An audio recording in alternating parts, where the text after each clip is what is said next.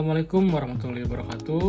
Perkenalkan, nama saya Muhammad Hassan Utomo dari kelompok 2 kelas 20. Pada kesempatan kali ini saya akan memaparkan atau berbagi sedikit cerita tentang pengalaman saya belajar di modul 2, yaitu analisis isu kontemporer. Jadi analisis isu kontemporer itu sendiri itu merupakan suatu proses evaluasi atau penyelesaian isu yang sedang hangat, yang sedang dibicarakan, atau isu-isu yang terkini.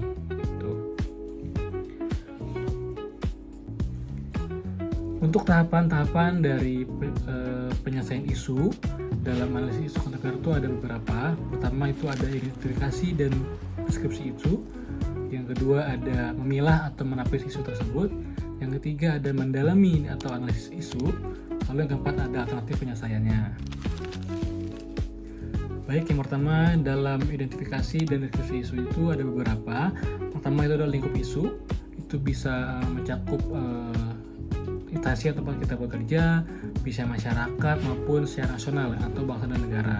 Lalu yang kedua ada deskripsi isu itu sendiri. Itu terdiri atas kondisi, dampak jika isu itu tidak diselesaikan secara cepat, dan pihak-pihak yang terlibat dalam isu tersebut. Lalu yang ketiga ada rumusan isu.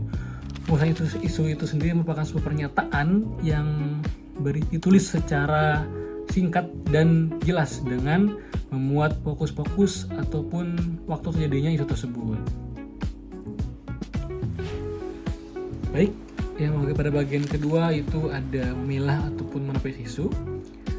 Memilah isu itu terdapat beberapa teknik. Pertama ada teknik APKL, kedua itu ada teknik WSG, maupun yang ketiga teknik Fishbone.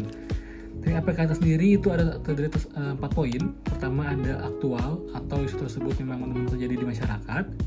Yang kedua adalah problematik, apakah isu tersebut memang kompleks dan perlu dicari solusinya.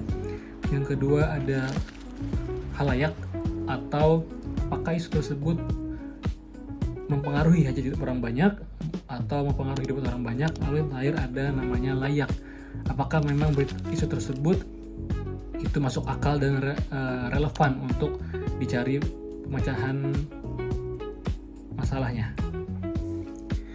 Baik, lalu selanjutnya ada teknik WSG. Teknik WSG itu terdiri atas 3 poin, yaitu urgensi, seriousness, dan growth. Urgensi itu adalah ketika apakah isu tersebut mendesak atau perlu dicari solusinya dan ditindaklanjuti. Lalu ada seriousness, apakah isu tersebut harus dibahas dan dikaitkan dengan akibat yang ditimbulkan. Lalu ada growth, yang artinya seberapa besar kemungkinan isu tersebut mempengaruhi kehidupan orang lain. Selanjutnya ada mendalami atau analisis isu. Pada bagian ini kita bisa menggunakan teknik yaitu Fishbone diagram, yang di dalamnya terdapat beberapa tahapan. Yang pertama itu ada tahapan menyepakati pernyataan masalah atau problem statement. Yang kedua adalah mengidentifikasi kategori-kategorinya.